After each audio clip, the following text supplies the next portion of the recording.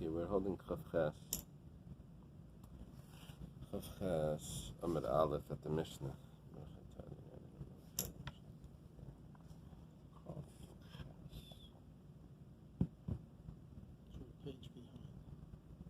Machrim B'nayu B'itei V'Avdei V'Shirchasei Ha'ivrim V'Stei Meknasei.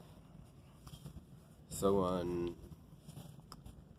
Usually it means that he consecrates it as a gift to the Kohen. What does he consecrate? His son, his daughter, his slave, or his maidservant that are Jewish, or a purchased field. So all of these cannot be consecrated. Why? It's not his. His son isn't his. His daughter is. These are Jewish servants. It's not his. Now, yes, the Gemara before mentioned that. What about his daughter? He can sell his daughter, but not forever. Now it says. By the way, the Akedah, where it seems to be that Avraham does have ownership over Yitzchak, is exactly the opposite. Because when Hashem tells him to offer Yitzchak, what Hashem is doing is he's saying that your children aren't yours, they're mine. So there's no ownership over the children. But here, you don't have to own something. You just sell whatever rights you do have in it. Oh.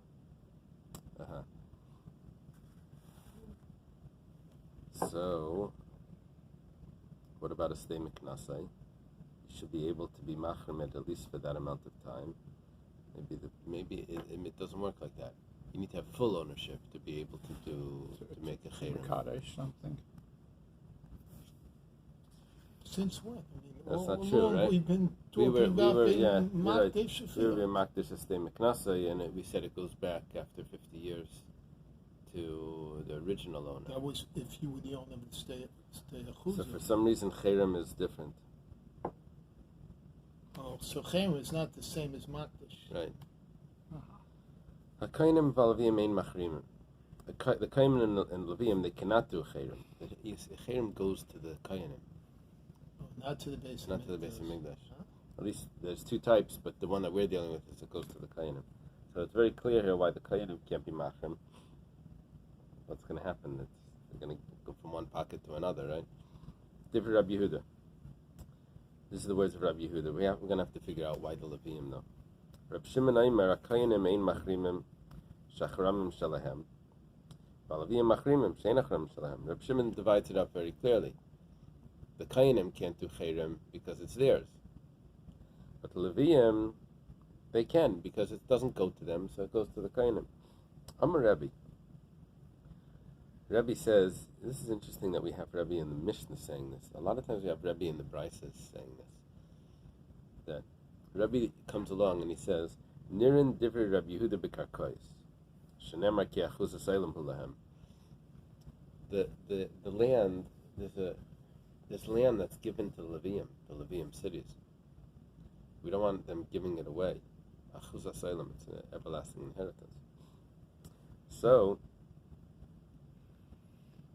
they follow, Rabbi says, I accept Rabbi Yehuda's opinion by Karka that the Levium can't do Chayrim because we don't want them giving it away. Not because it goes back to themselves. It doesn't go back to themselves. They're just not supposed to give it away. I don't remember whose opinion was by that said you cannot be makdish in Yovel because there is no Shmuel. Right. This would be a proof to Rab Shmuel because he said you can't make it hektish because there's no kinyan going on. It's coming right back to you. If the steach was it sounds identical to the Kohanim trying to make something chera. He could have used it as a proof. Yeah, Shmuel's proof was that if this sends it back to, if after it was sold, it goes back automatically, so it for sure can't get sold or something, or something like that during that time. So it sounds like he could have brought this. Kohanim can't make a cherem because they can't make cherem. It's something that's this. Uh-huh. Sounds to me pretty simple. I don't know. Right. Okay. So, the Divrei Reb Shimon, Rebbe was willing to accept Rabbi Yehuda in one instance, and was willing to accept Reb Shimon in another instance. Rabbi Yehuda, he says, it makes sense that when it comes to land, and Reb Shimon makes sense when it comes to other things. Why? Because land by the Levium needs to stay in their possession. Other items, there's no Torah law that they need to stay in their possession. So the Levium can be makdish, can be machrim. The Reb Shimon Taltal Shenachram Shalem, because they don't keep it anyway. It's not the Kayanim where they keep it. That's the issue. No, it's going to Kayanim. The Levium are getting rid of it. It's going to Kayanim. Question is, are they allowed to get rid of it? Okay, let's see the Gemara. Rabbi Yehuda.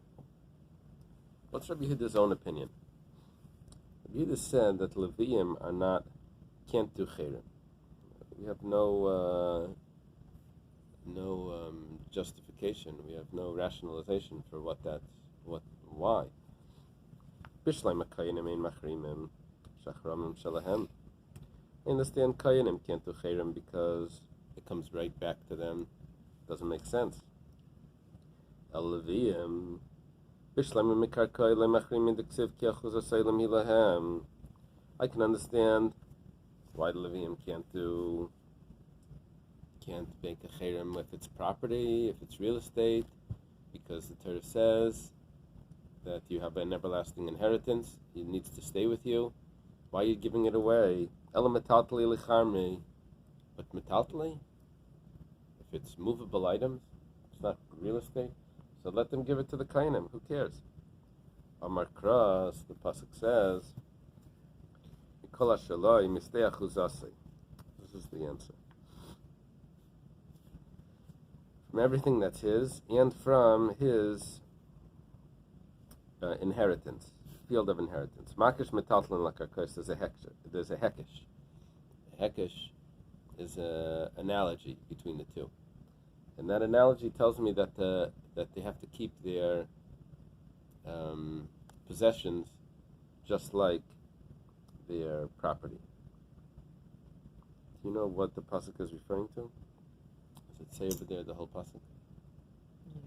Yeah,